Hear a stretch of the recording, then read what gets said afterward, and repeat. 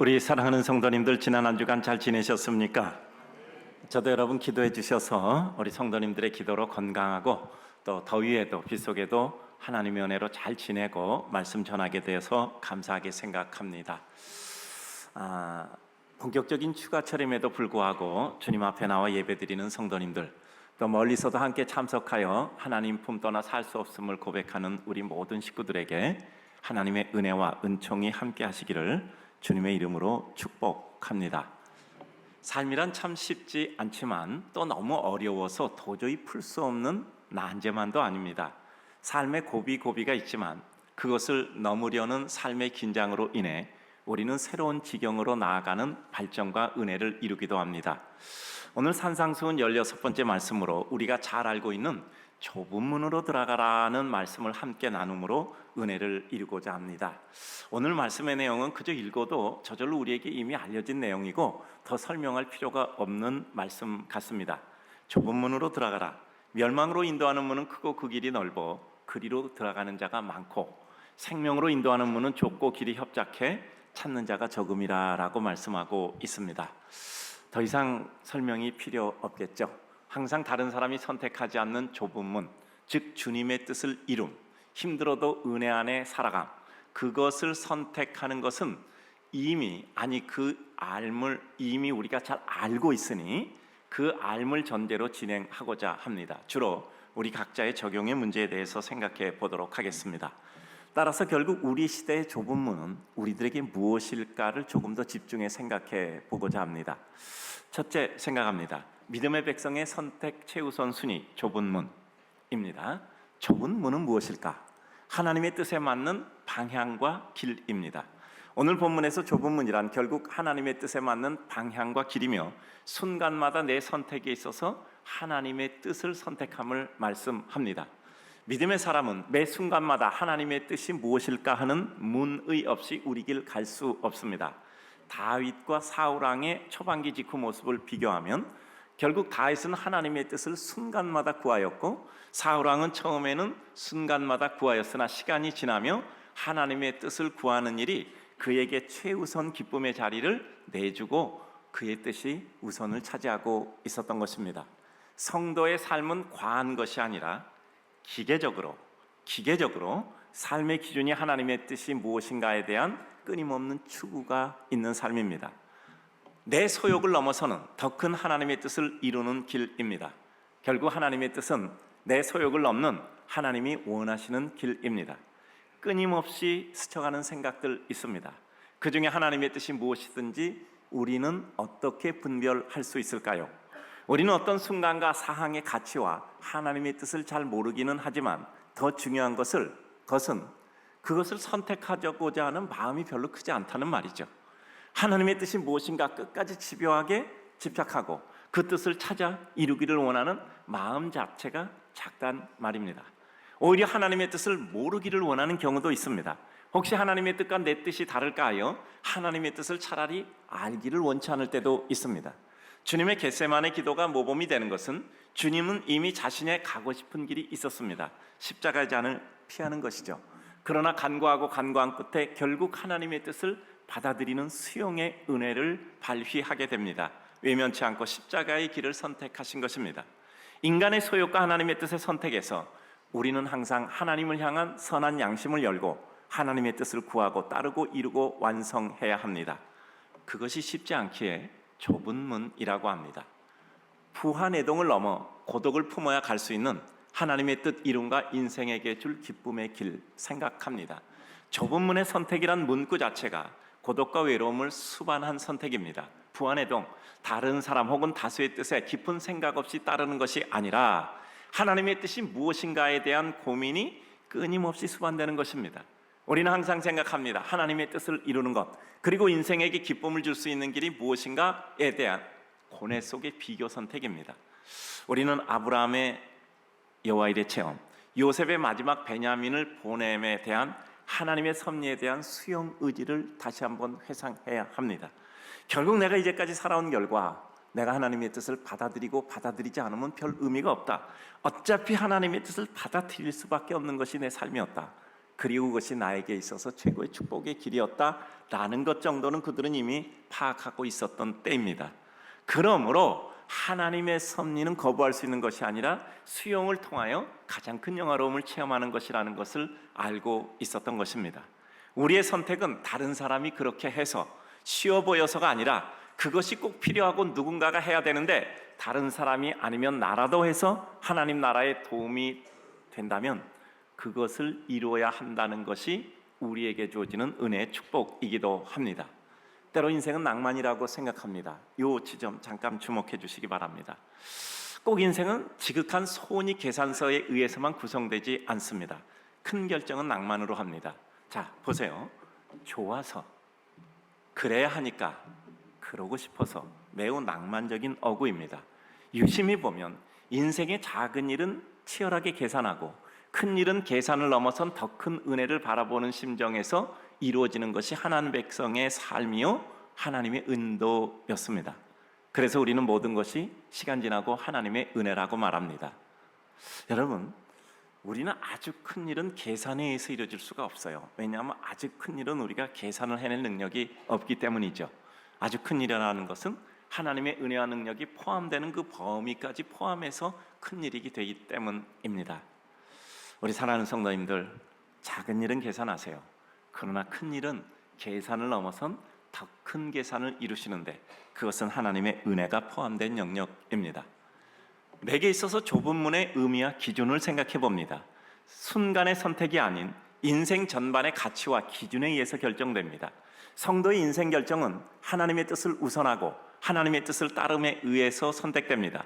좁은 문은 순간의 선택이 아닌 인생의 가치와 기준에 의하여 결정됩니다.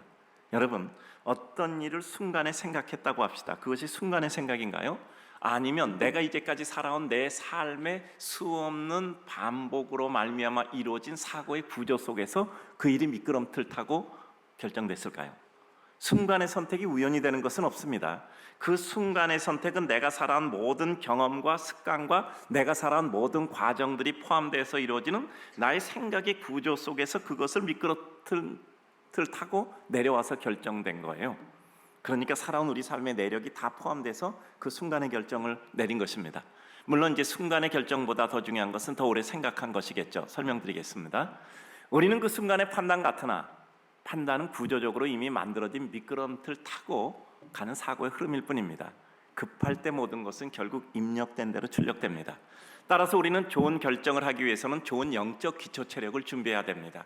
믿음 가운데 생활하고 우리는 규례대로 쌓아가야 되고 결정적인 순간에 규례대로라는 것이 하던 대로라는 것이 우리의 삶의 기초적인 사고 구조이기 때문입니다. 좁은 문, 결국 가야 할 바른 길인데 따라서 우리는 표대를 설정하고 시야의 범위를 정하고 선호의 반경을 살펴봐야 합니다. 멀리 보는가 가까이 보는가에 따라서 어디에 집착하는가에 따라서 결정은 달라집니다. 보이는 대로 결정하는 것이 아니라 결정하고 나서 바라보는 것이 옳을 때도 때로는 있습니다. 여러분, 우리가 잘 판단하고 결정하고 계산해서 우리는 결정하는 거죠. 보이는 대로 결정하겠죠. 그런데 때로는 믿음 가운데 결단해서 결정하고 그리고 나서 하나님의 뜻을 바라보는 것도 은혜란 말이죠. 내가 하나님의 뜻을 받아들일 수 없을 때 믿습니다라고 바라보는 것, 그리고 그 믿습니다로 결정하는 것, 그것도 우리들에게 매우 유익할 때가 많습니다. 인생은 때로 계산을 넘은 결단에 의해서 이루어지는 때가 많고 큰 일은 더욱더 그렇습니다. 상황은 매우 중요합니다. 큰 결정은 상황을 보고 순간에 결정하게 되면 큰 윤곽과 구도보다는 순간의 정서에 의해서 결정되는 것이 많습니다. 사고 구조를 타고 왔지만 순간에는 정서가 작용되는 경우가 많기 때문이죠. 그래서 어떤 경우도 우리는 우리의 사고 구조 속에서 결정하지만 더 큰 결정은 정말 그 중에서도 더 조심스럽게 가급적이면 정서를 제거하고 하나님이 주신 은혜 가운데 하나님의 진리를 따라서 결정하는 것이 옳습니다. 어떻게 하죠? 지칠 때까지 생각하셔야 돼요. 더 이상 생각하는 것은 무의미하다 생각될 때까지 생각해 결정하고 무르기가 아까워 결국 한 길 가고 끝까지 가니 무엇인가 이루어지는 것이 인생인 경우가 많습니다. 요즘 경우도 지금 드는 생각으로 결정하지 말자 생각할 때 많이 있습니다. 뭐 어쩔 수 없이 결정해야 될 땐 순간에 결정해야 되겠죠. 그러나 기회만, 시간만 주어진다면 우리는 차라리 주님 바라보며 지금 지나 내가 어떤 결정을 한 후의 상황을 예상하여 그때 나는 무엇이라 생각하였는가 함을 다시 한번 예측하여 결정하는 것이 옳습니다. 오늘도 제가 저녁에 외부에서 오신 누군가를 만나서 이렇게 잠시 말씀을 나누고 조언해드리기로 했습니다. 무엇인가 결정을 하기 위해서 물으시겠다고 해서 오늘 저녁 예배 후에 오시기로 했습니다. 저는 어제 저녁에 제가 전화를 받고 보면 분위기를 알지 않겠습니까? 제가 드릴 말씀을 미리 준비해서 프린트해 놓았습니다. 말씀드리고 제가 드리고 가서 다시 읽어보시면서 생각하시라고 할 것입니다. 이렇게 적어놨습니다. 첫째, 지금 결정해서 말하지 마시고 일정 시간이 흐르고 난 뒤에 결정하세요. 내가 결정하고 났을 때 일정 시간 흐르면 나는 내 결정에 대해서 어떻게 생각할까를 생각해 보고 결정해서 그 다음에 말을 하셔야 됩니다. 두 번째, 대안 없는 결실보다는 차라리 고통을 참고 순간을 넘어서 뒤에 결정하는 것이 오히려 더 바른 결정의 기회를 줄 수 있습니다. 그래요. 지금 내가 이렇게 하고 싶다 해서 결정하면 안 돼요. 내가 그 일을 안 했을 때 어떤 일들이 이루어지고 나는 어떻게 무엇을 할 것인가라는 대안을 가지고 있어야 돼요. 그게 없다면 차라리 고통을 참고 순간을 넘어서 대안이 생길 때까지 결정을 유보하는 것이 더 낫습니다. 세 번째, 수욕의 순간을 참지 못하면 큰 일은 절대 못 이룹니다. 다시 말씀드립니다. 수욕의 순간을 참지 못하면 큰 일은 이룰 수가 없습니다. 큰 일은 산과 계곡의 사이를 반복해서 이루어지는 것입니다. 따라서 심한 고통, 심지어는 가장 치욕스러운 순간을 넘을 수 있을 때만 큰 일은 이루어집니다. 그 순간을 거치지 않았으면 아직 큰 일에 초입도 들어서지 못한 것입니다. 네 번째, 결정은 더 좋은 것을 이루기 위해서 하는 것이지 괴롭고 고통스러운 것을 벗어나기 위해서 하는 것이 돼서는 안 됩니다. 저 네 번째는 다 같이 읽어봅시다. 시작. 결정은 더 좋은 것을 이루기 위해서 하는 것이지 괴롭고 고통스러운 것을 벗어나기 위해서 하는 것이 돼서는 안 됩니다. 그래요. 같은 맥락입니다. 다섯 번째, 헤어짐은 고통스러워서 헤어지지 말고 지금보다 더 좋은 선택과 누림 그리고 하고 싶은 일을 위해서 헤어지셔야지 그 다음 행보를 이룰 수 있습니다. 고통에서 도망가려고 헤어지거나 어떤 일을 정리하는 것은 결코 그 다음을 우리가 진행할 수가 없어요. 그래서 우리가 어떤 일을 맺더라도 그 다음 막을, 다음 장을 생각하고 끝을 맺어야 돼요. 더 좋은 것이 생길 때, 지금보다 더 하고 싶은 일이 있을 때 결정하고 말하세요. 결정하고 생각하지 말고 이런 경우에는 생각해놓고 기도하고 결정하시기 바랍니다. 왜 우리는 그 좁은 문을 우선순위의 최상위로 선택해야 될까요? 많은 사람이 가지 않은 소수가 가는 것이니 승리의 확률이 높기 때문입니다. 고통스러운 것만이 아니라 어려운 일을 풀어가는 기쁨도 더 클 수 있습니다. 당연히 쉬운 일보다는 어려운 일을 선택하는 것이 당연히 우리에게 쉽습니다. 소위 말하는 세상에서 말하는 블루오션이 되겠죠. 쉬운 일은 좋은 상 받을 수가 없습니다. 그리고 가장 중요한 것은 주님은 항상 우리에게 고통을 넘어 기쁨을 주십니다. 인생은 누구나 공평해 결국 각종의 요소를 다 겪게 됩니다. 결국 넓은 문을 선택한 사람은 강제로 좁은 문 통과해야 되고 좁은 문 선택한 사람은 흐뭇한 마음 가지고 넓은 길 가게 될 것입니다. 복음의 길, 사랑의 길, 은혜의 길, 축복의 길은 힘들어 보이나 더 큰 기쁨이 있습니다. 주님 뜻과 달리 내가 원하는 길 가고 싶어 피해 보아야 요나처럼 물고기 뱃속 거쳐 돌아올 뿐입니다. 결국 우리의 선택은 무엇을 먼저 하느냐의 결정일 뿐입니다. 어떤 선택을 해도 거기 놓여진 일 다 겪게 됩니다. 고통은 기쁨과 기대로 선택하면 지렛대가 됩니다. 그런데 강제로 고통을 선택해야만 된다면 묶이게 되는 동아줄과 노역에 채찍이 될 뿐입니다. 두 번째입니다. 좁은 문이 우리에게 주는 고통과 기쁨, 믿음의 사람에게 있어서 주님으로 인하여 주님 말씀의 뜻을 실현하기 위해서 선택하는 좁은 문이 우리에게 주는 고통과 기쁨. 왜 좁은 문의 선택이 고통만일까요? 좁은 문을 선택한 것에 대한 기쁨 자체가 우리에게 자존감으로 다가오며 큰 위로를 줍니다. 여러분, 우리가 어려운 선택했어요. 자존감이 높아지는 겁니다. 적어도 나는 저런 어려운 일을 할 수 있다는 용기와 자신과 나의 기초 체력과 나의 사고의 구성이 돼 있다는 스스로에 대한 신뢰감을 가지기 때문이죠. 로마서 8장 18절 생각건대 현재의 고난은 장차 우리에게 나타날 영광과 비교할 수 없도다라고 말씀하고 있습니다. 알기 때문에 그 고난을 기쁨으로 받을 수 있는 것이죠. 이제 더 이상 고난이 아니라 나에게 있어서 기쁨을 축적하는 하나님의 운동이 되는 것이죠. 주님을 선택하면 고통뿐 아니라 장차 다가올 영광과 좋게 비교할 수 없는 하나님의 은혜가 우리 가슴을 채웁니다. 믿음은 용기의 결단으로 이루는 체험을 통해 더욱 분명해집니다. 그 믿음을 비껴가는 선택을 했을 때 오히려 내가 하나님의 길 선택하지 못한 것에 대한 회한이 시간이 가면서 우리를 더 누르고 아프게 하실 겁니다. 부담과 짐을 지는 것도 아픔이지만 그 짐을 지지 않은 것이 더 큰 아픔이 되어버리는 겁니다. 여러분, 사람은 어떤 것을 얻어서 기쁜 것도 있지만요, 때로는 어떤 것을 피하지 않았다는 자기 자신에 대한 자존감이 우리를 더 기쁘게 합니다. 가끔가다 믿음대로 사는데도 어려움 겪는 경우도 봅니다. 그때마다 억울하다 섭섭하겠다는 마음보다는 오히려 하나님이 은혜의 기회를 나에게 주시는구나라는 든든한 신뢰가 주어집니다.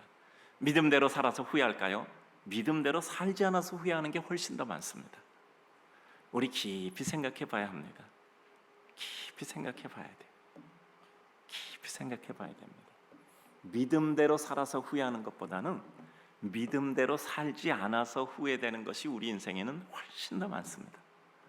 좁은 문은 우리에게 왜 기쁨을 주는 것이며 우리에게 선택할 수밖에 없는 당연한 길이 되는 것일까요? 좁은 문의 선택, 고통스러워 보여 다른 사람이 선택하지 않은 것은 고통스러운 것이 아니라 축복할 사람을 선택하기 위한 위장막 덮은 거에 불과합니다. 편하게 살고 싶지 않고 의미 있고 유익하게 살고 싶은 것도 힘은 들지만 우리를 힘나게 하는 것입니다. 우리 마음은 영혼을 사모하는 마음도 있기 때문입니다. 할 수 있는 일만 하고 힘든 일 안 하면 힘이 들지 않습니다. 지난 한 주간도 어떤 사안에 대해서 골머리 생각해 봤어요. 왜 괜히 안 해도 될 일 생각할까 하는 마음도 들지만 다들 안 하면 그 일하면 힘들어도 기쁨은 더 크겠다는 생각도 더 컸습니다. 크고 작은 역사의 지평은 항상 그렇게 열려감을 체험하고는 합니다. 우리 사랑하는 성도님들, 역사라는 것은 늘 하지 않아도 될 일을 함에 의해서 새로운 지평이 열려지는 것이죠. 그것이 고통이 아니라 기쁨일 때, 고통을 주고라도 얻고자 하는 기쁨의 특징과 그 선택을 이루는 순간을 생각해 봅시다. 어렵다 생각하지 않으면 인생 어려운 거 없습니다. 힘들다 생각하지 않으면 힘든 일 없어요. 어렵고 힘든 것은 그것이 어렵고 힘들다라고 생각하고 의미 부여를 하니까 어렵고 힘든 것일 뿐입니다. 여러분, 오늘 예배 드리는데 힘들고 어렵습니까? 그런 분들도 혹시 있을 수 있어요. 몸이 아프시다든지 아니면 또 어떤 초조한 일이 있다면 마음이 좀 불편하실 수 있습니다. 빨리 끝나고 그 일 해야 되는데, 그러나 우리가 주님 앞에 나와 예배 드릴 수 있다는 것이 얼마나 큰 축복인지요. 여러분 다 아멘 하시잖아요. 우리 하나님 앞에 마지막 하는 날 누워서 가지 말고 주님 앞에 예배 드리다 갑시다. 우리 성도님들 꼭 그렇게 되기를 주님의 이름으로 축복합니다. 이것은 고통을 주고라도 얻을 가치가 있다 판단 해석되면 고통을 치료하다 얻기만 하면 좋아해서 실행하는 순간 너무 기쁘고 행복해집니다. 축복은 고통을 통해서 기쁨의 구간에 얻는 거예요. 고통을 통해서 기쁨의 구간을 얻는 거예요. 고통을 통과하지 않으면 그 기쁨의 구간에 우리는 들어서지 못합니다. 그것을 알면 고통의 기간은 오히려 더 큰 행복이지요. 마지막입니다. 세 번째, 확신이 필요합니다. 좁은 문을 선택하는 흔들림과 고뇌의 순간 생각과 결정 속에 있어야 될 필수적 확신이 있어요. 믿음을 가진 사람은 첫째, 믿음의 가치 확신입니다. 가치 확신이요. 결과와 외형에 흔들리지 않을 믿음으로 이루는 가치에 대한 확신이 있어야 돼요. 결과는 내가 흐르지 않을 수 있습니다. 오히려 원치 않는 대로 흐를 수도 있어요. 그래도 결코 후회하지 않을 결정이고 그것이 내 끝이어도 감사하다는 심정은 믿음이 주는 우리의 최고 가치에 대한 확신이 있을 때입니다. 내가 아무리 기도해도 평생 가난하게 살고 아무리 기도해도 내가 원하는 것은 이루어지지 않았어요. 그럼에도 불구하고 우리는 그 믿음에 대해서 후회하지 않아요. 나는 내가 원하는 것을 얻지 않아도 하나님은 살아계시고 하나님은 내게 대하여 많은 은혜와 은총을 주셨다. 내 꿈과 소원이 이루어지지 않아도 나는 경고할 수 있다는 것은 하나님께서 내 꿈보다 더 큰 하나님의 은혜 백성으로 나를 만드셨기 때문이라고 믿는 순간 우리들에게는 평생 이룬 것보다 한순간에 이루는 것이 더 클 수도 있습니다. 우리 삶의 어려움은 순간에 다가오나 어려움을 극복하고 회복하는 데는 너무 큰 애씀과 긴 시간이 소요됩니다. 그 큰 어려움의 시기와 상황이 다가와도 흔들리지 않을 극복의 의지와 힘 주시고 우리를 지켜주시는 것은 결코 후회하지 않을 판단과 결정, 실행을 이뤘다는 확신입니다. 우리는 생각하는 모든 내가 의미를 부여하는 그 가치에 대한 확신이 없으면 우리는 자꾸 흔들려요. 다리가 떨려서 결코 마지막에 건너에 도달할 외나무 다리는 못 건넙니다. 그러면 우리는 결국 보물에 도착할 수가 없어요. 주님의 은혜에 대한 확신, 믿음의 확신, 성령의 인도하심을 받고 있다는 자신에 대한 확신은 자신이 전심을 기울여 추구하고 있다는 자신의 가치에 흔들리지 않는 경고를 줍니다. 그리고 어떤 경우에도 흔들리지 않고 하나님의 인도를 받고 있다는 자신의 좁은 문에 대한 선택에 대해 의연히 진행합니다. 여러분, 의외로 자신의 삶을 다 걸 수 있는 사람은 흔치 않아요. 자신의 삶을 다 걸 수 있는 사람은 가치에 대한 확신이 이루어져야만 합니다. 내가 살고 있는 내 삶의 가치, 내가 추구하고 있는 나의 꿈의 가치, 내가 추구하고 있는 내 모든 힘을 다하여가는 내 삶의 길에 대한 가치에 대한 확신이 있어야 합니다. 그 다음은 성령의 인도의 확신이죠. 성령의 인도하심 속에 진행되고 있다는 분명한 확신은 눈앞의 현상과 상황에 치이지 않고 오히려 바꿀 힘과 능력을 부여받습니다. 그래요, 내가 원하는 거 분명해요. 근데 가다 보니까 힘이 없어진단 말이죠. 우리 육신이고 우리 사고를 가지고 있으니 우리는 모든 게 때로는 헝클어질 때 있죠.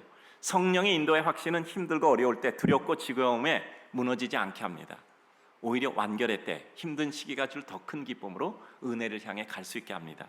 성령의 은혜는 불같이 우리에게 임하기도 하고 비둘기처럼 임하기도 하고 바람처럼 스치기도 하는 거죠. 여러분, 바람처럼 스치는 하나님의 은혜를 체험하시잖아요. 어느 날 문득 주어진 하나님의 말씀 한마디가, 어느 날 스친 생각의 단어 하나가, 어느 날 누군가 입술 통해 또 툭 던져진 그 단어 하나가 우리 인생에 대해서 정말 큰 흔들림이 있을 때가 있잖아요. 디모데후서 4장 7, 8절을 보면 선한 싸움 싸우고 나의 달려갈 길 마치고 믿음을 지켰으니 이제 후로는 나를 위하여 의의 면류관이 예비되었으므로 의로운 재판장이 내게 주실 것이라 라고 말씀하고 있습니다. 사도 바울의 영적 논리는 영적 확신이 우리 삶에 주는 전혀 다른 인간 삶의 논리를 보여주고 있습니다. 그 수없고 지루한 긴 터널을 확신이 주는 역경을 순한 지경, 순경으로 만드는 능력을 발휘하지 않고 어떻게 넘어갈 수 있겠습니까? 저는 이런 생각해요. 끊임없이 어려움은 있잖아요. 여러분, 지금 편하십니까?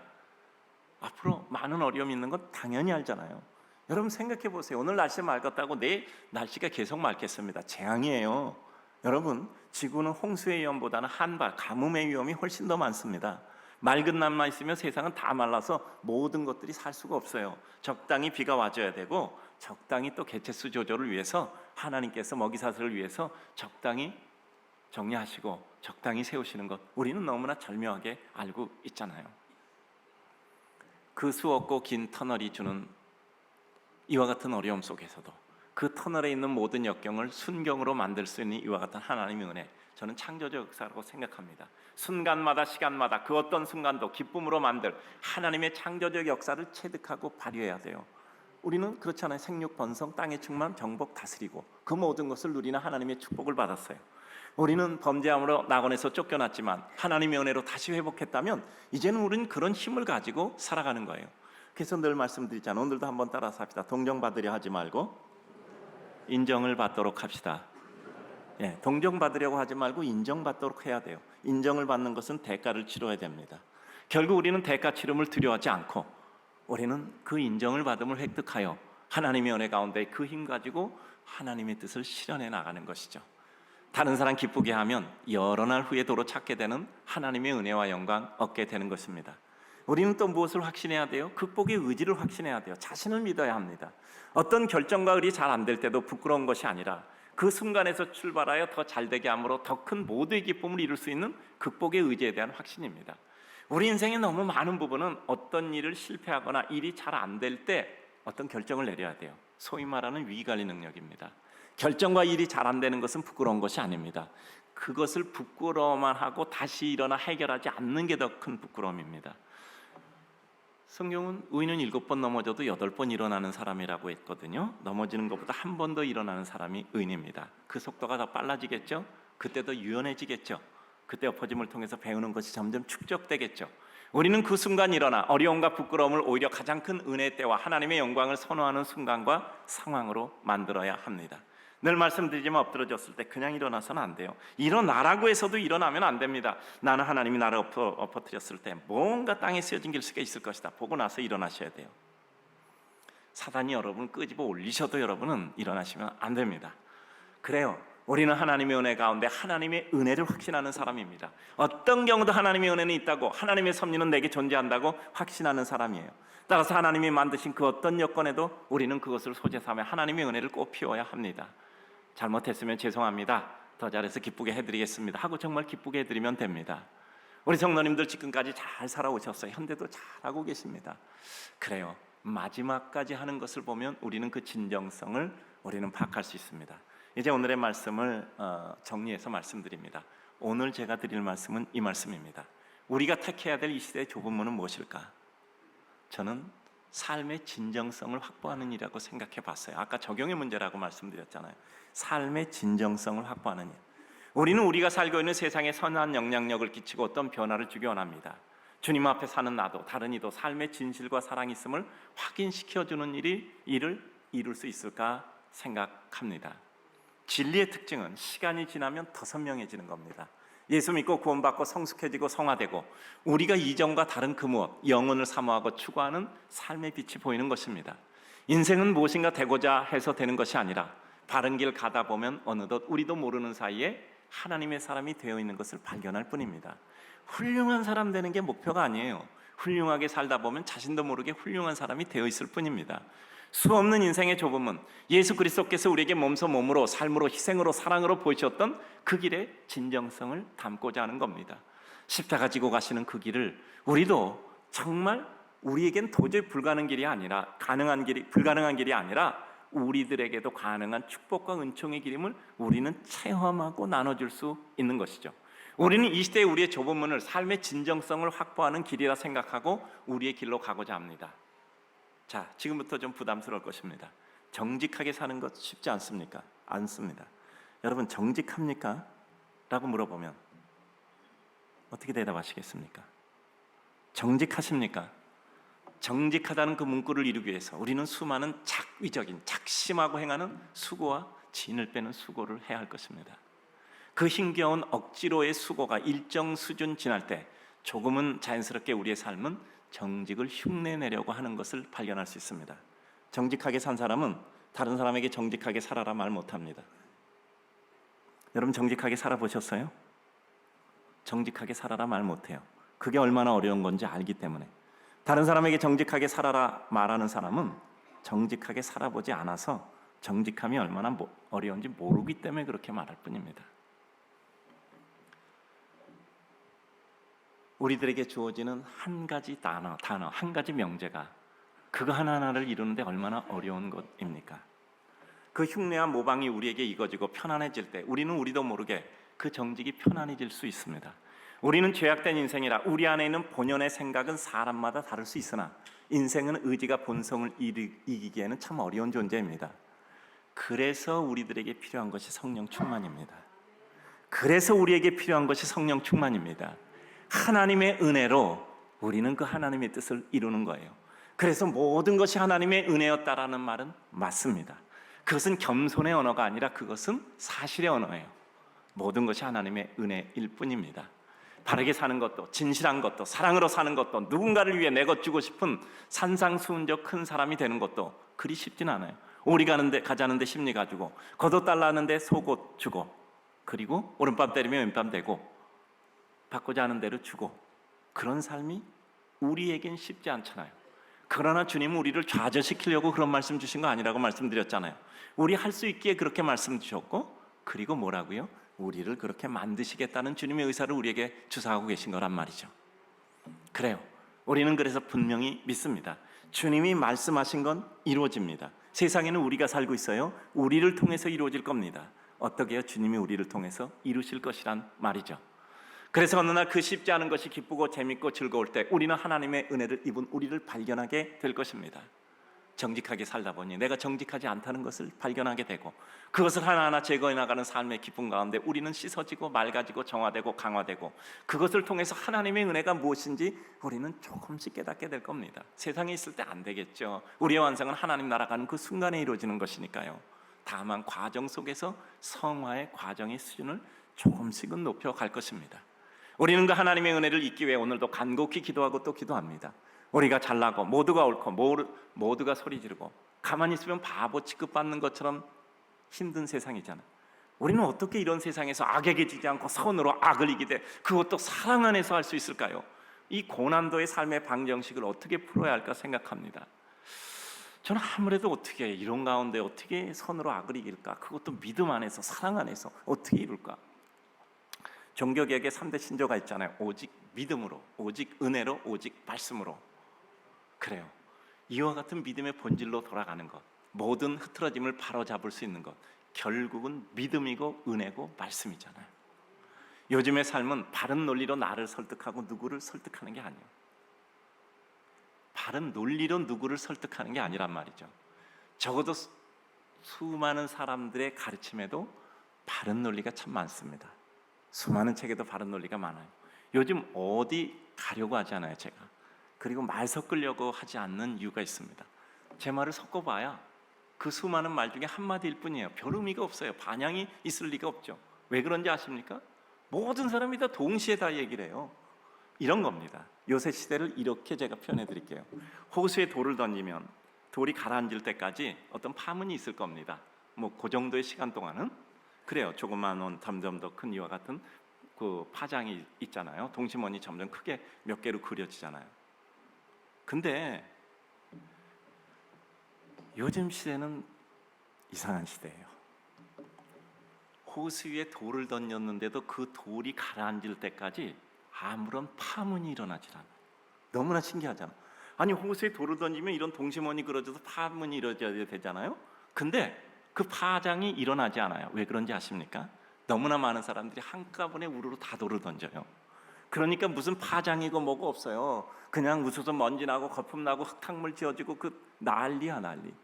그러니 사람들은 거기서 특유에서 표현이 점점 강해지고 자극적 표현이 이루어지고 극단적 상황이 열려질 뿐입니다. 점점 자극에 대한 반응이 무뎌지니 그 자극은 점점 더 극단화됩니다. 그러나 이것은 특별한 일이 아니고 역사 속의 인생의 삶은 늘 그래왔어요. 그렇다면 우리는 한번 여러 사람이 가지 않는 좁은 길, 선택하지 않은 길을 가보려고 오늘 말씀을 드리는 것입니다. 무엇을 말로 해결하는 것이 아니라 오래 걸리고 힘들고 애씀이 많아도 그것을 진정성이 확보될 때까지 삶의 진실을 끝까지의 실제 믿음이 이루는 것을 실제로 보여드리는 겁니다. 자, 누구를 도우려면 이렇게 합시다. 저희 교회가 가진 거 있죠. 우리는 빵과 함께 복음을 전한다 라는 것의 논리를 여러 번 말씀드리잖아요. 우리는 물고기 한 마리 주면 한 끼 먹여주는 것이고, 그리고 물고기 잡는 법을 가르쳐주면 평생 먹여준다, 이런 말 믿지 않습니다. 우린 그런 거 안 믿어요. 아니 배고파 죽겠어서 정신이 없고 빙빙 돌고 모든 게 다 비관적으로 보이는데 내가 물고기 잡는 법 가르쳐줄게, 배워서 평생 먹고 살아. 그게 귀에 들리겠습니까? 일단은 기운이 없어서 들리지도 않아요. 그러면 우리는 뭐죠? 물고기 한 마리라도 일단 줘야 돼요. 그래서 밥 먹고 나니까 그 사람이 좀 정신 차려지고 힘이 나고 뭔가 눈이 좀 밝아지고 일어나 힘도 생기고, 저 사람이 나한테 밥 한 끼라도 주는데 그래도 나를 해칠 사람은 아니네, 뭔가 말을 듣고 싶잖아요. 그래서 들어보니 또 뭐 그럴듯해서 한번 하다 보면 또 그렇게 사라질 수도 있지 않습니까? 우리는 따라서 빵을 주는 게 목적이 아닙니다. 그러나 그 빵을 통하여 목적에 이르는 과정을 생략하지 말아야 돼요. 저는 예수님 병 고쳐서 인생을 구원했습니까? 예수님이요 귀신 쫓아서 인생을 구원했습니까? 아니면 예수님이요 죽은 자를 심지어 살려서 인생을 구원했습니까? 예수님이 인생을 구원한 것은요 고통받으면서 골고다의 십자가에 못 박혀요 죽으심으로 말미암아, 그리고 영원한 부활을 이루심으로 말미암아 우리 인생을 구원하신 거예요. 근데 그러면 주님은 왜 그 인생들에게 오병이의 떡을 먹이시고 그들을 병 고쳐주시고 귀신 쫓아주시고 각종 이적 속에서 그들에게 깨달음을 주셨을까요? 그들의 마음을 여신 겁니다. 그리고 그들이 주님의 말씀을 받아들일 수 있게 하신 거예요. 그 당시가 아니라도 시간이 지나서라도 그때를 회상하며 주님의 말씀을 받아들일 수 있도록 마음을 연 거예요. 그래서 우리는 빵과 함께라는 과정을 포함해서 과정 속에 하나님의 진리를 보게 하는 눈을 열게 하는 것을 말씀드리고 있는 것입니다. 그래서 우리는 실제 누구에겐가 꾸준히, 그리고 중요한 것은 중간에 평가하여 끝내지 않고 끝까지 가는 겁니다. 현상 속에서 뽑아내는 진리의 요약을 다시 생각해 봅시다. 여러분, 우리 이제까지 현상 속에서 발견한 진리를 마다하는 것이 효과적이라고 생각했어요. 자, 봅시다. 같은 여건에서 같은 일이 계속 반복돼요. 이것을 뽑는 것을 뭐라 그러죠? 과학이라고 얘기합니다. 그러니까 현상이 반복되어 같은 요건 속에 그것을 딱 표현한 것, 과학적 진리, 과학적 발견, 뭐 인문학적 발견, 사회적 발견, 그래서 우리는 그것을 갖다 논리라고 얘기하는 겁니다. 그런데 요새는 어떤 바른 논리를 내도 사람이 그것을 받아들일 마음이 열리지 않은 거예요. 그러면 우리는 이제 그 마음을 여는 게 중요한 겁니다. 그러면 어떻게 할까요? 우리는 아주 어려운 방법으로 돌아가야 돼요. 그 현상 속에서 발견된 진리를 우리는 날줄로 하나 주는 것이 아니라 그가 스스로 진리를 발견할 수 있도록 그 상황을 여러 번 반복해 보여줘야 돼요. 하나님은 사랑이라 라고 요약된 진리를 가르쳐 주는 게 아니라 하나님은 사랑이라는 것을 반복된 현상 속에서 스스로 보아 하나님은 사랑이구나 라고 느낄 수 있게 해주는 거예요. 아주 구식의 방법이고 아주 어려운 방법이고 비용이 많이 드는 방법이죠. 예수 믿으면 구원받고 영원한 생명 얻습니다 하는 말 반드시 해야 됩니다. 왜냐하면 하나님의 말씀은 살아서 운동력 있는 말씀이기 때문에요. 그러나 우리의 삶을 통해서 예수 믿고 구원받으면 저렇게 되는구나, 나도 저렇게 되고 싶다, 힘들고 오래 걸리는 복음의 전파도 우리는 해야 되는 겁니다. 자, 어떻게 생각하십니까? 좋은 물건을 아주 싸게 샀어요. 좋은 물건을 아주 싸게 샀어요. 또 한 경우는 좋은 물건을 아주 비싸게 샀어요. 여러분, 어떤 경우에 더 효과적으로 그 물건의 가치를 누릴 수 있겠습니까? 좋은 물건을 싸게 사면 상당히 잘했다고 생각하겠죠. 근데 거기서 가치를 느끼고 더 소중히 여기고 그것을 오래 사용하고 보관해서 정말 물려주고 싶은 것은 좋은 물건을 비싸게 샀을 때입니다. 쉽게 말해서 값을 더 많이 치렀을 때 우리는 더 소중히 여기는 거예요. 당연히 비싸게 샀을 때입니다. 인생의 큰 깨달음은 언제나 효율을 넘어선 감동입니다. 사람들은 지나치게 효율을 강조해요. 근데 때로는 효율을 넘는 하나님의 은혜와 감동이 있는 거예요. 한마디로 설득하고 싶은데 잘 안 되잖아요. 아무리 진리라고 할지라도 마음을 닫았으면 의미가 없는 겁니다. 진리는 언어적 전달 전에 내 앞에 누구에게선가 진정성을 확보될 때까지 진심으로 아끼고 사랑하고 존귀 여기는 그 모습 속에서 우리는 그 진정을 보고 그 진정이 우리들에게 제시하는 그 사실을 받는 겁니다. 그래요. 우리는 하나님 앞에 사는 사람입니다. 우리의 진실을 조롱하는 수많은 순간들이 있을 겁니다. 우리는 하나님의 능력과 영광 앞에 그 어떤 것도 무릎 꿇는 그 하나님의 영광을 바라보며 가야 됩니다. 우리 성도님들 한번 생각해 봅시다. 두 사람이 약속을 했어요.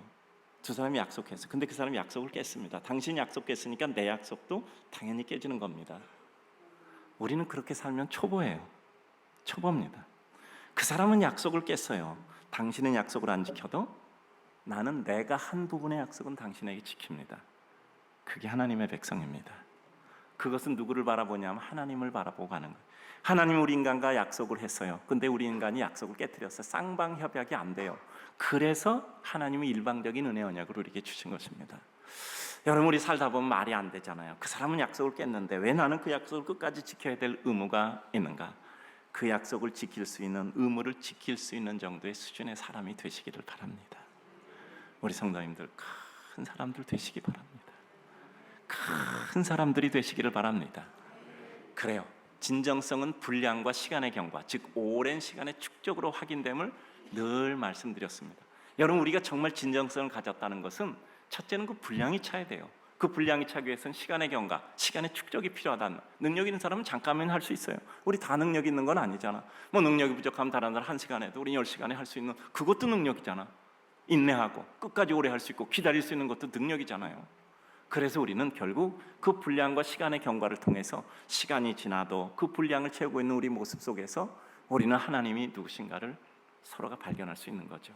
우리 주님 사랑하는 성도님들, 우리의 삶의 진정성을 확보할 수 있는, 그 값을 치를 수 있는, 그래서 우리는 동정을 구하는 것이 아니라 인정을 획득하는, 그것을 통해서 복음의 역사를 이루어가는 성도들 되시기를 주님의 이름으로 축복합니다.